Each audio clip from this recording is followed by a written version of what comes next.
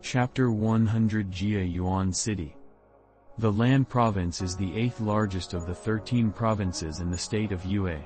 It is located in the southern region of the state of Yue.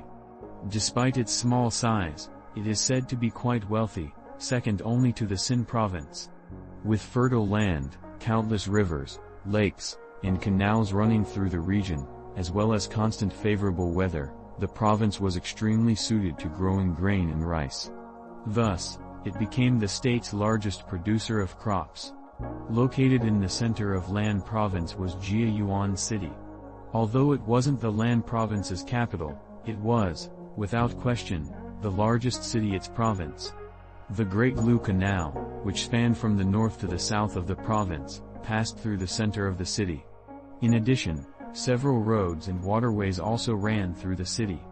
As a result, the city's transportation was highly developed and could be considered the hub of water transportation, as well as the main road of trade and commerce in the region. Every year, an enormous amount of merchants and travelers passed through, spurring an enormous amount of trade at this location.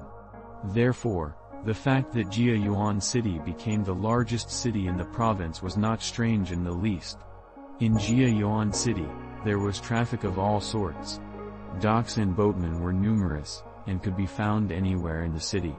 Boatmen, cart drivers, and unskilled laborers were as many as number of the hairs on an ox. There were several tens of thousands of people, including Sun Ergo, who relied on the harbor to make a living. Like his name suggested, Sun Ergo had long, slanted eyebrows and crooked eyes. In addition, he had the appearance of a ruffian, a cross between a rotten pear and a spoiled jujube.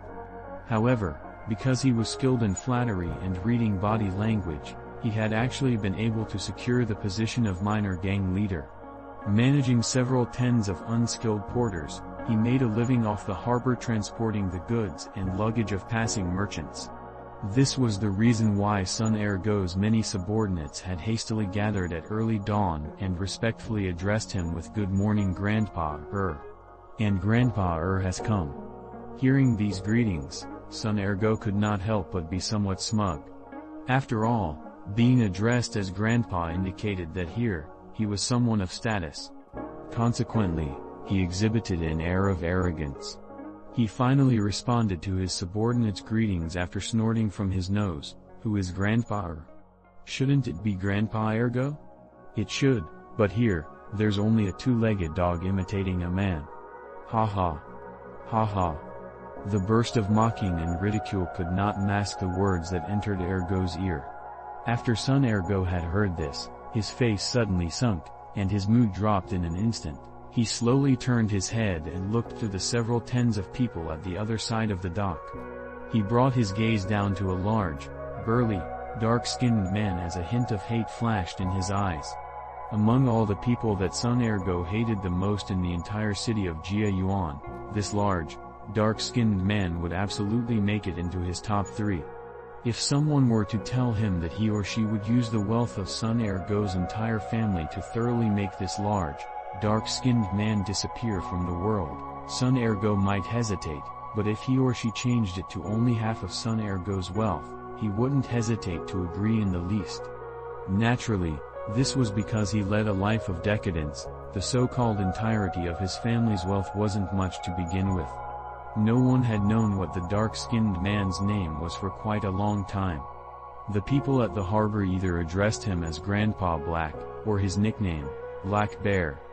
He was the leader of the small gang Iron Fist group, while Sun Ergo held a similar status in the 4th-level gang.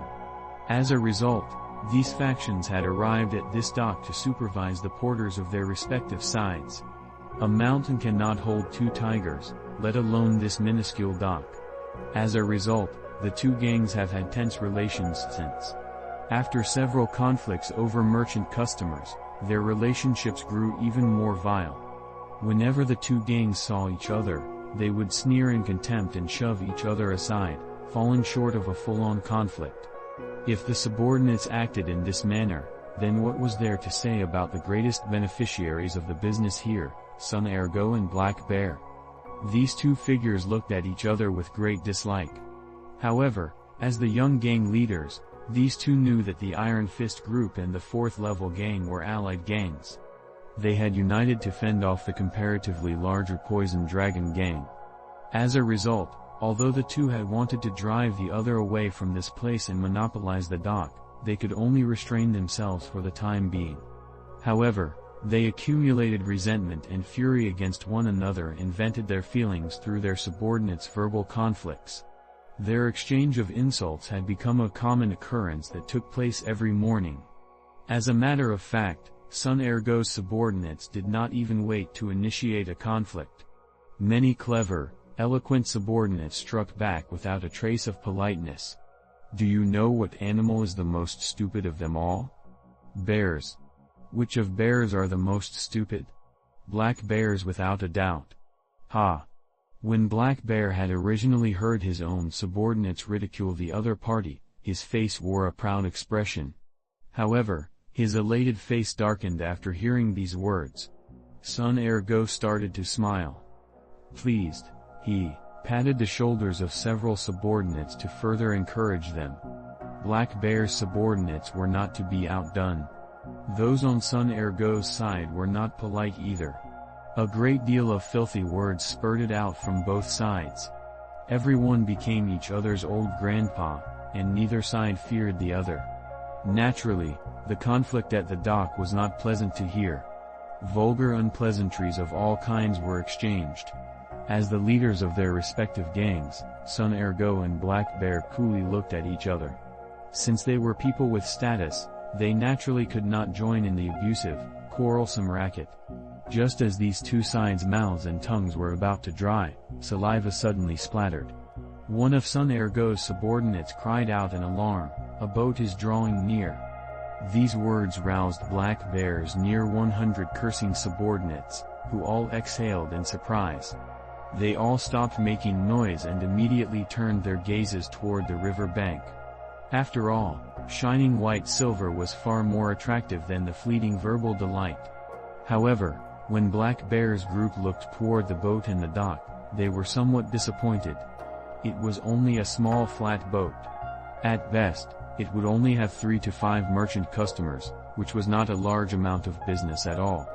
This was not surprising, given that this dock was rotten and small. In addition, its location was far from the city. Under these circumstances, it was only natural that no big boats would come here. However, during peak season for trade and commerce, other docks would have no space for large boats, so merchants would have no choice but to disembark here. After this small boat stopped at the dock, 2 people climbed off board. One appeared to be a common youngster about 17 to 18 years old. The other was a large man at least 2 heads taller than an ordinary person. The youngster wore a common azure garment, and a small yellow bird perched on his shoulder. Just as he stepped off board, he looked around. He had the appearance of a rural villager that had entered the city for the first time. The huge man wore a green gown and a mantle over his head. His facial appearances were unclear because he wore his clothes in a strange manner. The huge man followed close behind the youngster, refusing to fall even a step behind. Based on his appearance, it seemed that he was a servant. The huge man and the youngster were actually Han Li and Crooked Soul. They had traveled on the road for 3 consecutive months before arriving at Dr. Mo's homeland.